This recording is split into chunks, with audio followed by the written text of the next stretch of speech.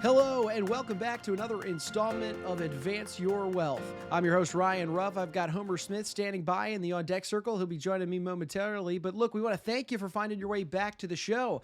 As you know, Homer and I are tackling a new complex financial topic each time we get together. Today, we've got a really fun one for you.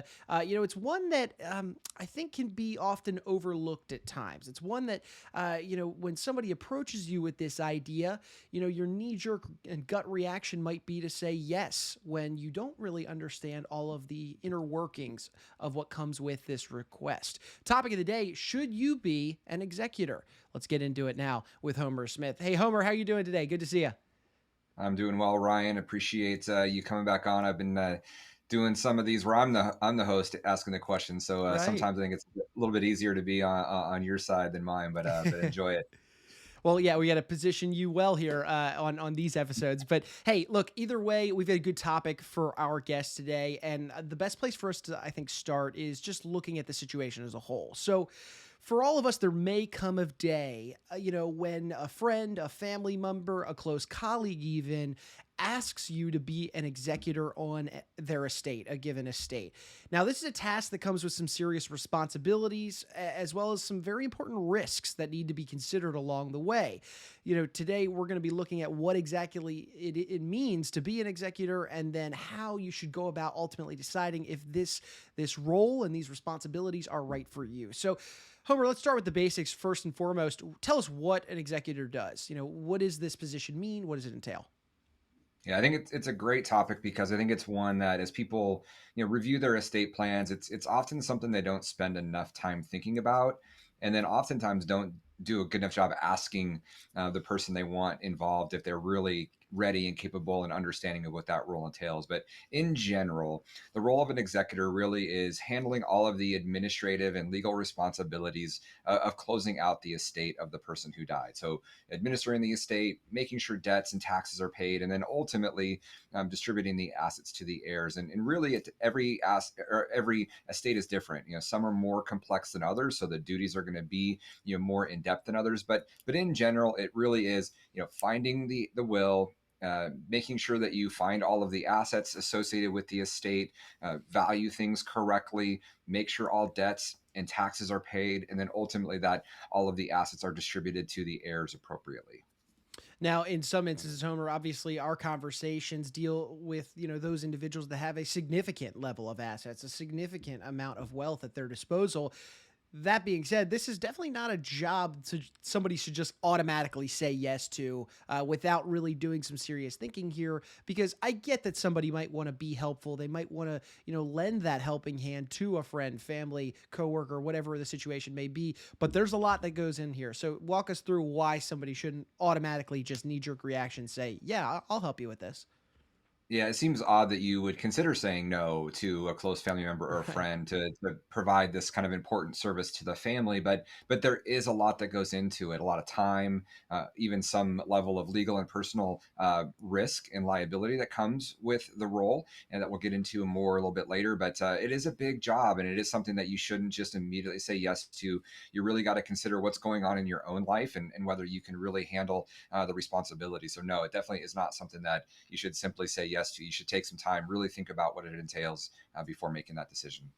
So, Homer, then diving into the details, really, I'd love to explore some of these specific responsibilities, in a little more in depth as to what the, executor is looking at. So that being said, talk to us about the, that first leg of the responsibilities in, finding or filing the will and then setting up the estate bank account. Walk us through what this looks like.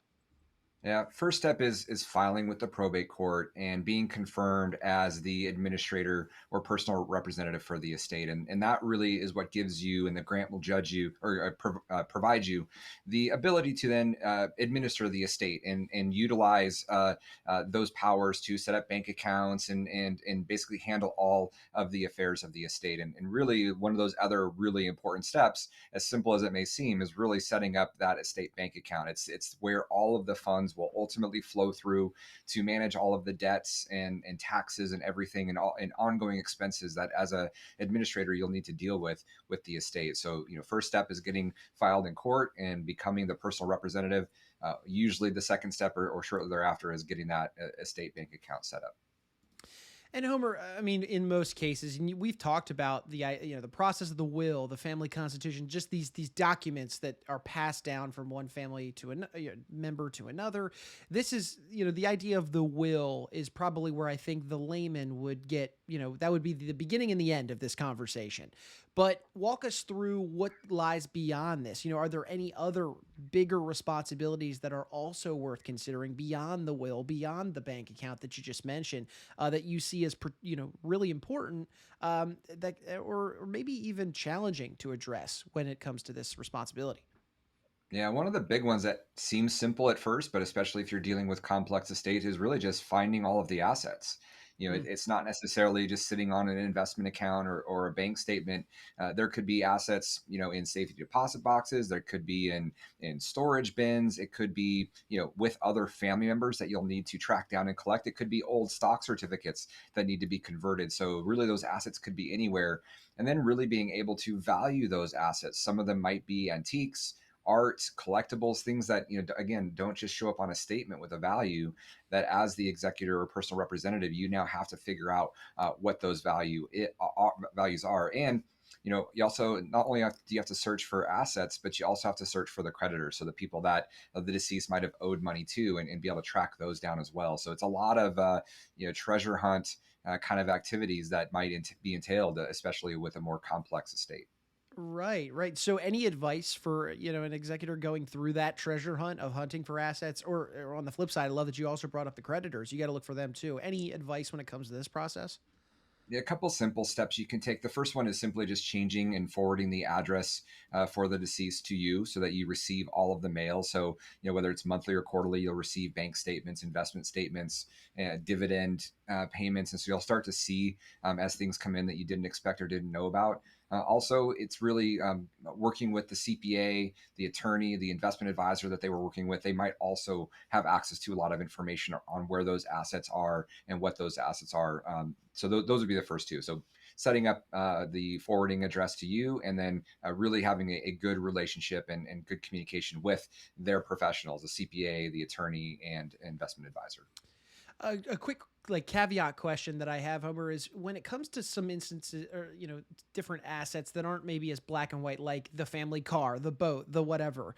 Uh, do you find any issues when it comes to those assets that look like life insurance benefits or policies, little things like that? Any sort of issues that people need to be on the lookout for, or any tips on identifying some of those other intangible assets that might not be at the forefront of somebody's mind?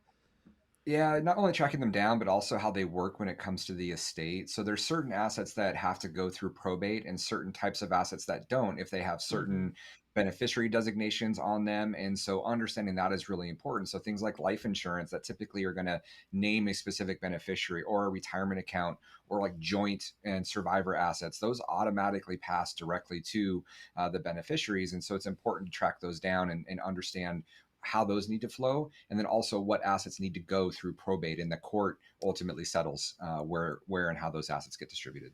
Gotcha. Thanks for answering that, because there are assets beyond those tangible items, artifacts, however you want to phrase it. But so thanks for shedding some light on that. Let's flip sides away from the assets here and talk about those debts, those liabilities that a given estate might have. That was another area that you mentioned, another responsibility that an executor should take on. Any tips? Tricks of the trade that you could recommend for anybody that assumes these roles and responsibilities when it comes specifically to these taxes, these liabilities that are owed. Yeah, so debts and taxes need to be paid first before Hmm. assets are distributed. So it really is important to track down those creditors and be able to distinguish which ones are valid claims on the estate and which ones are not. Uh, just know that if you believe a claim is not valid, you may end up in court battling out that creditor. But it is important with the fiduciary responsibility you have as an executor or personal representative to be able to identify those and make sure those costs are paid. Other things like even the funeral costs, probate and administrative fees, all those things need to be paid really out of the estate account. So getting that set up and dealing with those primary expenses are really important. And then ultimately the taxes. So you have to be able to determine what the estate taxes are going to be, and then ultimately file the final personal return for the deceased, as well as file the estate tax return for as many years as are needed to complete the estate. So a lot of responsibility Hmm. around making sure those debts are paid and making sure taxes are paid. Right. Now, I mean, Homer, we've covered a lot in terms of, all the various responsibilities, and you got to consider this, you got to consider that when it comes to the executor process. Do you often find that the layman, the average Joe, is surprised by what all is entailed with this process? Uh, is there a general misconception with individuals like this that think, it's just a matter of divvying up the assets? Do you often find that's the case? Yeah, it does happen quite often. I think most people, you get the ideas from the movies that it's as simple as gathering the family and reading the will, and Hmm. it's kind of Right. over at that point. But kind of as we mentioned, really, there's a lot that has to be done within complex estates, especially before those assets are distributed to the heirs. So it really is a lot of work and potentially a lot of time that goes into tracking down all those assets, making sure creditors are paid, filing taxes, all of that extra work that really a lot of people aren't counting on. So there Hmm. really is a lot of work that goes into this that a lot of people are not expecting. So we had also mentioned this at the top of the conversation, this idea of responsibility that the executor comes on. And when I say responsibility, it's not that it's you've got to get all of these things done to properly finish this process, but more so risk, personal risk that executor can take on. Should, is there a level of risk? Can you walk us through what that might be and how to avoid, the negative side of what that risk could entail? Yeah, and again, this is an area that a lot of people don't really think about enough. I Right. think as they're thinking about naming the executor or Hmm. people saying yes to becoming the executor, there is a lot that goes on from a legal and a fiduciary responsibility when it comes to the estate. And even if you're pretty financially savvy, it can be really be surprising on really all that becomes involved. So again, first one is personal liability exposure. So if you fail to pay the taxes on time, if you fail to identify a creditor or deny a claim that was legitimate, if you don't protect the value of the assets. So if you fail to even something that you would never really think about, but in managing the investment assets that you become responsible for, if they're highly volatile investments and you don't look at considering selling those types of assets. So there's a lot that goes in just from a personal liability. I think another one is really the time constraints. If it's a really complex estate, this could become almost a full-time job in tracking down assets, paying bills, paying taxes, and working with the beneficiaries of the estate. And then another big one is because of all those responsibilities that have to be completed before you begin distributing assets to the heirs, you can end up with a lot of frustrated and angry beneficiaries of the estate that are wondering, why am I not getting my assets more quickly? Or why are you doing something a certain way when I want you to do another way? And so, depending on maybe it's your siblings, which could create a lot of family disharmony, or if it's a close friends that you're dealing with, if you've been named the executor, a lot of stress that can come into dealing with angry beneficiaries of an estate. Everybody might be in harmony prior to the death, but money changes a lot of things for a lot of people. So just a lot to deal with and think about when it comes to not only just the personal legal responsibilities, but just dealing with the time and the family members as well. Right. And as we've discussed a few times on our show here, is that those family dynamics can be a little sticky at times. It can be tough to navigate and to keep all the parties happy. The logistical mindset in me is thinking, wow, boy, should an executor, be utilizing an extremely detail oriented list when going through this process. Obviously, making sure the assets are accounted for. I mean, there needs to be some serious, diligent note taking throughout this whole process to make sure that, of course, you're mitigating your own personal liability risks, but also the other two risks that you mentioned, the time constraints, the time commitments, and then, of course, making what may have once been a positive relationship with that family turn out to be a negative one because of X, Y, and Z reasons. So, so thanks for shedding some light for us, Homer, on yes, there are risks, personal risks for the executor. It's something they need to consider as part of this whole process when asked. So, Yeah. Homer, to kind of really summarize our conversation today, if the average Joe or your coworker, your friend that you've known your whole life steps up to you and asks, Hey, would you like to be the executor on my estate when the time comes? What should somebody say in that moment? Yeah, I think take a breath and really think about it as the first thing, as we mentioned earlier on. But really, I think many people, by the time they get to the stage, they've already said yes, something's already happened, and now they're Hmm. in that position. And I think some of the advice I would give is, to your point just a moment ago, really being detailed, taking good notes, and tracking everything that you're doing on behalf of the state is really important. But then another big one is make sure you're taking advantage of those other professionals that are surrounding that estate, that either you work with or the deceased worked with. So their financial advisor, the CPA, the attorneys, they often have a lot of knowledge about the family, the dynamics going on, as well as the assets that are involved. And really, you can take a lot of the load off with the right professional surrounding you. So that would be a big tip, and it's something that we do for our clients that end up in that situation. We try to help them as much as possible, reading through the documents with them, help them understand what's really involved and what are the responsibilities. And so take Hmm. advantage of those other professionals that are out there as well. Awesome. Well, hey, Homer, look, I really appreciate your time, jumping on with us to discuss this topic. I know it was a little bit of a different one, but then again, it is struck from the same vein of just the family dynamic, the will, the heirs and their inheritance. So we've had a few conversations with this. I like this one in particular because it dealt with an outside source, maybe somebody close to you, but it really kind of unveils, that light behind that responsibility of being an executor. So thanks for sharing some time with us today, and looking forward to the next one. Thanks, Ryan. Alrighty, look, hey, we want to thank you, our audience, our fans, for jumping on our show today. If you enjoyed what you saw, you liked what you heard, feel free to comment, subscribe, share this information, share this knowledge with friends and family. We would hate for anybody to go through this process, not understand what it means to be an executor, accept the role, accept that responsibility, and not truly be prepared. So feel free to like, comment, share, and subscribe. Look, and for Homer Smith, I'm Ryan Ruff saying so long. Thank you so much for joining us for today's edition of Advance Your Wealth. We'll see you on the next one.